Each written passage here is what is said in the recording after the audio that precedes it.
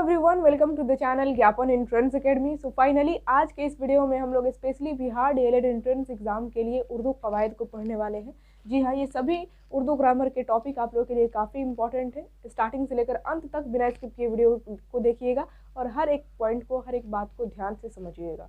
जैसा कि आप सभी लोग का बहुत ज़्यादा कमेंट आ रहा था कि मैम जितना भी आप पढ़ा रही है उसका PDF दे देती तो अच्छा रहता, प्रैक्टिस हम लोग कर लेते। तो टेंशन नहीं लीजिए, आप लोग को फ्री ऑफ कॉस्ट PDF दे दिया जाएगा, एक भी पैसा नहीं लगेगा। आप लोग टेलीग्राम से जुड़ जाए, ज्ञापन एंट्रेंस एकेडमी टेलीग्राम चैनल का नाम है। आप लोग सर्च कर भी ज्वाइन कर सकते हैं। सर्च करेंगे तो आ जाएगा, नहीं तो अगर आप ढूंढना नहीं चाहते हैं तो लिंक जो है ना इसी वीडियो के डिस्क्रिप्शन में डाल दिया गया है टेलीग्राम चैनल का।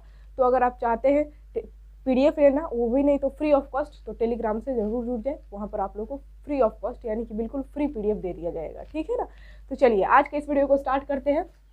सबसे पहला टॉपिक जो हम लोग उर्दू कवायद में पढ़ने वाले हैं वो है लफ्ज़। आखिर लफ्ज़ किसे कहते हैं? इंसान अपने ज़ुबान से, अपने मुंह से जो कुछ भी बोलता है वो क्या कहलाता है? लफ्ज़ कहलाता है, यानी कि वर्ड कहलाता है। अभी मैं जो भी अपने मुंह से बोल रही हूँ वो सब क्या कहलाएगा? लफ्ज़ कहलाएगा, यानी कि वो सब लफ्ज़ है, वर्ड्स है, ठीक है। अब लफ्ज़ की दो टाइप होते हैं, यानी कि लफ्ज़ की दो किस्में होती है। एक होता है लफ्ज़ मौजू और दूसरा है लफ्ज़ मुहम्मल, ठीक है। लफ्ज़ मौजू का मतलब होता है ए मीनिंगफुल वर्ड, यानी कि जिस वर्ड, जिस लफ्ज़ का कोई मतलब हो, मानीदार लफ्ज़ को हम लोग क्या कहते हैं? लफ्ज़ मौजू कहते हैं। और जिसका कोई मानी ना हो, ए मीनिंगलेस वर्ड, यानी कि जिसका कोई मीनिंग ना हो, कोई मानी ना हो, उस लफ्ज़ को कहते हैं लफ्ज़ मुहम्मल। जैसे कि देखिए, लफ्ज़ मौजू का एग्जाम्पल, मिसाल मैं लिख दी हूँ, जैसे कि मस्जिद, जहाँ पर सजदा करने वाली जगह को क्या कहते हैं? मस्जिद कहते हैं। तो मस्जिद का मीनिंग निकल रहा है ना कि सजदा करने वाली जगह। उसी तरह है किताब, लिखी हुई चीज़ क्या कहलाती है? किताब कहलाती है। रोटी, ये खाने वाली चीज़ें, पानी वगैरह, तो इसका कोई ना कोई मानी है, मतलब है, मीनिंग निकल रहा है। तो इस तरह के वर्ड को क्या कहेंगे? लफ्ज़ मौजू कहेंगे, जिसका कुछ ना कुछ मानी हो। लेकिन जिस लफ्ज़ का कोई मानी ना हो, कोई मीनिंग ना निकलता हो, वो एक मीनिंगलेस वर्ड हो, तो उस तरह के लफ्ज़ को क्या कहते हैं? लफ्ज़ मुहम्मल कहते हैं। जैसे कि किताब की जगह हम लोग किताब के साथ साथ विताब भी कहते हैं, किताब विताब। तो किताब का तो मतलब होता है, लेकिन विताब का तो कोई मतलब नहीं होता। तो विताब जो हो जाएगा ना, ये क्या हो जाएगा? लफ्ज़ मुहम्मल कहलाएगा। उसी तरह रोटी वोटी, रोटी वोटी हम लोग बोलते हैं, तो रोटी तो ठीक है, वो रोटी लफ्ज़ मौजू कहलाएगा, लेकिन वोटी क्या कहलाएगा? तो वोटी का कोई मतलब नहीं होता है, इसी वजह से वोटी कहलाएगा लफ्ज़ मुहम्मल। उसी तरह वानी, ठीक है ना, पानी वानी एक साथ बोलते हैं ना हम लोग, तो पानी लफ्ज़ मौजू कहलाएगा और वानी क्या कहलाएगा? तो लफ्ज़ मुहम्मल कहलाएगा। उसी तरह खाना वाना वगैरह, जिस लफ्ज़ का कोई मानी ना हो, कोई मीनिंग ना हो, उस तरह के लफ्ज़ को क्या कहते हैं? लफ्ज़ मुहम्मल कहते हैं। तो ये लफ्ज़ की दो किस्में हैं, दो टाइप है। आई होप आप लोगों को यहाँ तक तो कोई दिक्कत नहीं होगी, बहुत आसान होता है उर्दू, आप लोग टेंशन ना लें। देखिए, इतना आसानी से आप लोगों को पढ़ा दिया जाएगा ना कि टफ चीज़ भी आप लोग आसानी से पढ़ लेंगे और आप लोगों को पता ही नहीं चलेगा कि उर्दू टफ भी होता है, ठीक है। समझिए, अब देखिए, लफ्ज़ की दो किस्में आप लोग समझ चुके हैं, लफ्ज़ मौजू और लफ्ज़ मुहम्मल। अब लफ्ज़ मौजू के बारे में तो आगे पढ़ना नहीं है, क्योंकि इसका कोई मतलब ही नहीं होता है, तो इसको काट दीजिए, इसको अब आगे नहीं पढ़ना है। लफ्ज़ मौजू के बारे में हम लोगों को पढ़ना है। लफ्ज़ मौजू की भी दो किस्में होती है, यानी कि दो टाइप होते हैं, जैसा कि मैं लिख दी हूँ। पहला है कलमा और दूसरा है कलाम। क्या है? पहला है कलमा और दूसरा है कलाम। लफ्ज़ मौजू यानी कि जिस लफ्ज़ का कोई ना कोई मानी होता है, मानीदार लफ्ज़ को दो भागों में बांटा गया है, दो किस्में होती है, दो टाइप होते हैं, कलमा और कलाम। कलमा किसे कहते हैं? एक अकेले बमानी लफ्ज़ को हम लोग कलमा कहते हैं, यानी कि कोई एक लफ्ज़, अकेला लफ्ज़ जिसका कुछ ना कुछ मानी हो, उस तरह के लफ्ज़ को कहते हैं हम लोग कलमा। जैसे कि टोपी, ये एक अकेला लफ्ज़ है और टोपी का कोई ना कोई मानी तो है, मानी तो निकल रहा है। उसी तरह घर, इंसान, मतलब कोई एक अकेला लफ्ज़ जिसका कोई ना कोई मानी हो, उसको कहते हैं हम लोग कलमा। और कलाम कहते हैं दो या फिर दो से ज़्यादा बमानी लफ्ज़ को क्या कहते हैं? कलाम कहते हैं। जैसे कि देखिए, नेक लड़का है, इसमें नेक एक लफ्ज़ है, लड़का एक लफ्ज़ है और है एक लफ्ज़ है, इसमें तीन लफ्ज़ है, यानी कि दो या फिर दो से ज़्यादा मानीदार लफ्ज़ को हम लोग कहते हैं कलाम। और कलाम को जुमला भी कभी आप लोग, मतलब बेसिकली जुमला भी कह सकते हैं, कोई दिक्कत नहीं है, क्योंकि एक तरह से जुमला ही ना है, जिसमें दो या फिर दो से ज़्यादा लफ्ज़ है। और जब दो से ज़्यादा लफ्ज़ आ जाते हैं तो उसको हम लोग क्या कहते हैं? जुमला ही कहते हैं, सेंटेंस कहते हैं। तो आप कलाम को जुमला भी कह सकते हैं, कोई दिक्कत नहीं है, ठीक है। उसी तरह यह टोपी राशिद की है, तो इसमें देखिए कितने लफ्ज़ हैं? यह टोपी राशिद की है, इसमें 1 2 3 4 5 लफ्ज़ है, ठीक है। तो दो या फिर दो से ज़्यादा बामानी वाले लफ्ज़ को हम लोग क्या कहते हैं? कलाम कहते हैं, और कोई एक अकेला मानी वाला लफ्ज़ हो उसको कहेंगे कलमा। ठीक है, यहाँ तक तो कोई दिक्कत नहीं है।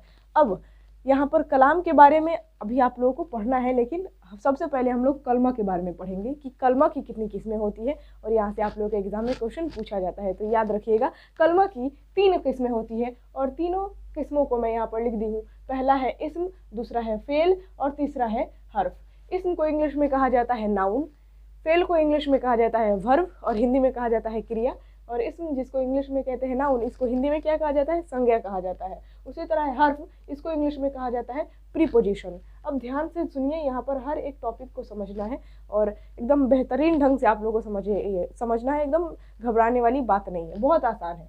इस्म या फिर नाउन किसे कहते हैं, आप लोग इंग्लिश में मतलब बचपन में याद किए होंगे, इंग्लिश में the noun is the name of person, place और थिंग। किसी भी व्यक्ति, स्थान, जगह या फिर जानवर के नाम को क्या कहते हैं हम लोग, संज्ञा कहते हैं। बस वही चीज़ उर्दू में यहाँ पर ला देनी है, वही फंडा। मतलब कि कोई भी शख्स किसी भी जगह या फिर किसी भी जानदार, मतलब किसी भी जानवर या फिर किसी भी चीज़ के नाम को हम लोग क्या कहते हैं, इस्म कहते हैं। मतलब इस दुनिया में जितनी भी चीज़ें हैं ना, जितनी भी चीज़ें हैं, उनका कुछ ना कुछ नाम तो होगा, तो उसी नाम को क्या कहते हैं, इस्म कहते हैं। हमारा कुछ ना कुछ नाम है, तो हमारा नाम क्या कहलाएगा, जी हाँ, इस्म कहलाएगा। उसी तरह इस चैनल का नाम है ज्ञापन एंट्रेंस एकेडमी, तो ये भी क्या कहलाएगा, इस्म कहलाएगा। ठीक है, तो जितनी भी चीज़ें हैं जिनका कुछ ना कुछ नाम होता है, उसे हम क्या कहते हैं, इस्म कहते हैं। नाम को ही इस्म कहते हैं, आप डायरेक्ट यही बोलिए ना। इस्म मतलब क्या, नाम। जैसे कि एग्जाम्पल में लिख दी हूँ, महमूद ये शख्स का नाम है, पटना ये जगह का नाम है, शेर ये जानवर का नाम है, किताब, कलम, मतलब किसी भी चीज़ का नाम इस्म कहलाएगा। ठीक है, अब यहाँ पर आप लोगों को इस्म के बारे में डीपली पढ़ना है कि इस्म की कितनी किस्में हैं, और इस्म बहुत ही लंबा टॉपिक है, लेकिन अभी हम लोग ये तीनों टॉपिक को समझ लेते हैं। अगले वीडियो में हम लोग इस्म के बारे में डीपली समझेंगे, और इस्म से आप लोगों के एग्जाम में ज़्यादातर क्वेश्चन पूछा जाता है, तो इस्म बहुत ही इंपॉर्टेंट टॉपिक हो जाता है, इसको कभी भी स्किप मत कीजिएगा। ठीक है, आगे बढ़ते हैं। दूसरा जो टॉपिक है वो है फेल। फेल किसे कहते हैं, फेल जिसको इंग्लिश में वर्ब और हिंदी में क्रिया। फेल काम को, क्रिया को ही हम लोग क्या कहते हैं, फेल कहते हैं।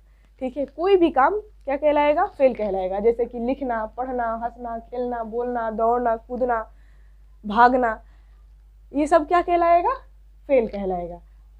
और अक्सर फेल के लास्ट में, यानी कि वर्ब के लास्ट में ना होता है। जैसे कि देखिए, लिखना लास्ट में ना है, पढ़ना लास्ट में ना है, हंसना लास्ट में ना है, खेलना लास्ट में ना है, बोलना लास्ट में ना है, तो फेल के लास्ट में ना देखने को मिलता है। ठीक है, और किसी भी काम को हम लोग क्या कहते हैं, फेल कहते हैं। और फेल के भी अलग अलग टाइप को आप लोग को पढ़ना है आगे, जो कि मैं अगले क्लास में, अगले पार्ट में पढ़ाऊंगी, आप लोग टेंशन नहीं लीजिए।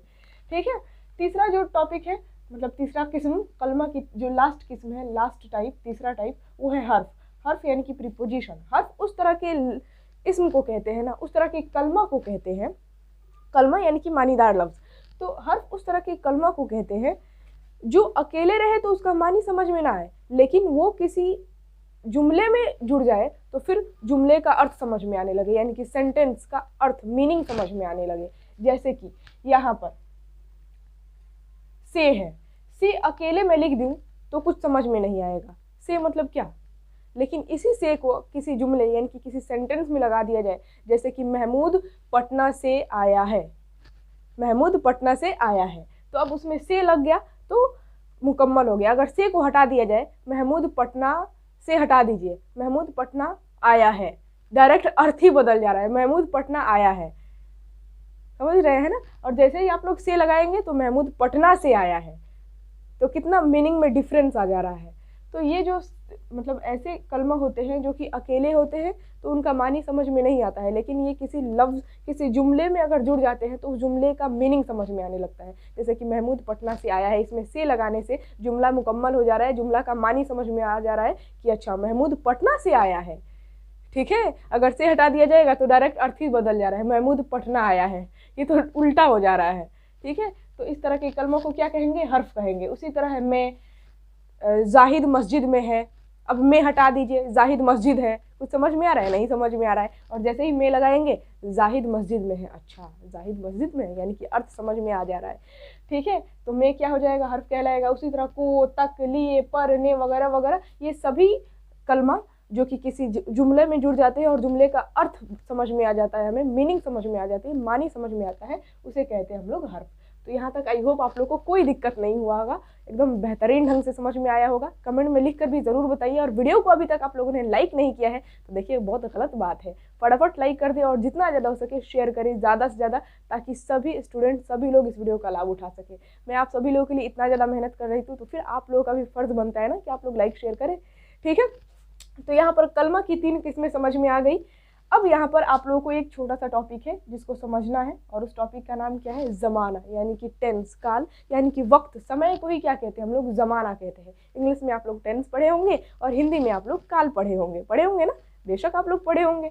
तो ज़माना की 3 किस्में होती है, जिस तरह हिंदी में काल की 3 किस्में, भूतकाल, वर्तमान काल और भविष्य काल। इंग्लिश में टेंस की 3 टाइप, ठीक है, यानी कि 3 टाइप, पास्ट, प्रेजेंट और फ्यूचर। उसी तरह उर्दू में भी ज़माना की 3 किस्में होती है, माजी, हाल और मुस्तकबिल, जिसको ज़माना माजी भी कहते हैं, ज़माना हाल और ज़माना मुस्तकबिल। इस तरह से पूरा बोलिए, ज़माना माजी, ज़माना हाल और ज़माना मुस्तकबिल, ठीक है। ज़माना माजी को इंग्लिश में कहा जाता है पास्ट टेंस और हिंदी में कहा जाता है भूतकाल। उसी तरह ज़माना हाल को इंग्लिश में कहा जाता है प्रेजेंट टेंस और हिंदी में कहा जाता है वर्तमान काल।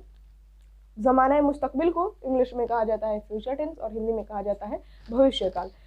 यहाँ तक तो आई होप आप लोग को पता चल गया होगा कि ज़माना माजी, ज़माना हाल और ज़माना मुस्तकबिल किसे कहते हैं। ज़माना माजी उस ज़माना को कहते हैं जो गुजर चुका हो, यानी कि गुजरे हुए वक्त को, गुजरे हुए ज़माने को हम लोग ज़माना माजी कहते हैं, ठीक है ना, यानी कि पास्ट टेंस। और उसी तरह है ज़माना हाल, यानी कि जो वक्त अभी चल रहा है, अभी जो समय चल रहा है, इस समय को, इस वक्त को क्या कहेंगे, ज़माना हाल कहेंगे, यानी कि ये प्रेजेंट टेंस है। और आने वाले समय को, आने वाले वक्त को, जो फ्यूचर है हम लोगों का, मतलब आने वाले समय को, आने वाले वक्त को क्या कहेंगे, ज़माना मुस्तकबिल, ठीक है ना। आप लोग सुने होंगे, बहुत सारे लोग बोलते हैं पता नहीं हमारे मुस्तकबिल में क्या लिखा है। मुस्तकबिल का मतलब क्या, भविष्य, पता नहीं आने वाले समय में क्या होगा हमारा, यानी कि मुस्तकबिल में क्या होगा हमारा, ठीक है ना। तो ज़माना की 3 किस्में, ज़माना माजी, ज़माना हाल और ज़माना मुस्तकबिल। और इसी हिसाब से फेल को भी 3 भागों में बांटा गया है, फेल माजी, फेल हाल और फेल मुस्तकबिल, जो कि मैं आगे आप लोगों को पढ़ाऊंगी। यानी कि वैसा काम जो कि माजी में कर दिया गया हो, यानी कि गुजरे हुए वक्त में जो काम किया जाता है, मतलब कर दिया गया हो, मतलब जो काम गुजरे हुए ज़माने में किया जा चुका हो, उस तरह के काम को फेल माजी कहते हैं। और जो काम अभी हाल में चल रहा हो, यानी कि प्रेजेंट टाइम में अभी चल रहा हो, उस तरह के काम को, उस तरह की क्रिया को फेल हाल कहा जाता है। और जो काम आने वाले समय में किया जाएगा, जैसे कि मैं कल पटना जाऊंगी, तो आने वाले समय में किए जाने वाले क्रिया को, काम को फेल मुस्तकबिल कहा जाता है। तो ये फेल की किस्मों के बारे में आप लोगों को आगे वीडियो में मैं आप लोगों को समझा दूंगी। तो फाइनली यहाँ तक सारा टॉपिक कंप्लीट होता है। आई होप आप लोगों को समझ में आया होगा। अगर समझ में आया तो कमेंट में लिख कर ज़रूर बताएं, और वीडियो को अभी तक आप लोगों ने लाइक नहीं किया है तो फटाफट लाइक कर दें, और जितना ज़्यादा हो सके वीडियो को शेयर करें और चैनल को सब्सक्राइब करें। आप लोगों के लिए चैनल तो नया ही होगा, अगर सब्सक्राइब करके रखे होंगे तो कोई दिक्कत ही नहीं है। नोटिफिकेशन बेल ऑन कर लीजिएगा। और यहाँ तक कि मतलब जो लोग नए आए हुए हैं, मेरी वीडियो को पहली बार देख रहे हैं, तो चैनल को सब्सक्राइब ज़रूर कर लीजिएगा। जिस तरह आप लोग हमारे जो ऑफिशियल चैनल है ज्ञापन एकेडमी, उसको आगे बढ़ाएं, उसी तरह आप लोग ज्ञापन एंट्रेंस एकेडमी को भी आगे बढ़ाइए। ज़्यादा से ज़्यादा आप लोग सब्सक्राइब कीजिए। चलिए, अगर आप लोग यहाँ तक स्क्रीनशॉट लेना चाहते हैं तो कोई दिक्कत नहीं है, ले लीजिए फटाफट स्क्रीनशॉट। तो चलिए आज के इस वीडियो को यहीं पर एंड करते हैं, फिर मिलेंगे हम लोग अगले वीडियो में अगले टॉपिक के साथ। तब तक के लिए जय हिंद और खुदा हाफिज़।